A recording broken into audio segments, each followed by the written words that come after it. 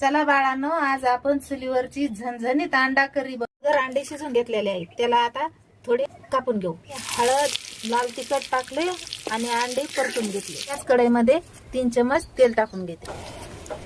1 तुकडा दालचिनी, 2 तमालपत्र, लाल मिरची, कांदा टाकू, टमाटर टाक. मी अगोदरच पेस्ट करून ठेवली. कांदा, टमाटर, आलं, लसण आणि कोथिंबीर आता मसाल्यामध्ये टाकून घेऊ. धना पावडर, जिरा पावडर, लाल तिखट. याला आता चांगलं मिक्स करून घेऊ. आपण अंडे टाकून घेऊ. जेवढा रस्सा पाहिजे तेवढं पाणी टाकून घेऊ. चवीनुसार थोडं मीठ टाकून घेऊ. भाजी रेडी आहे. त्याच्यावरून कोथिंबीर टाकून घेऊ.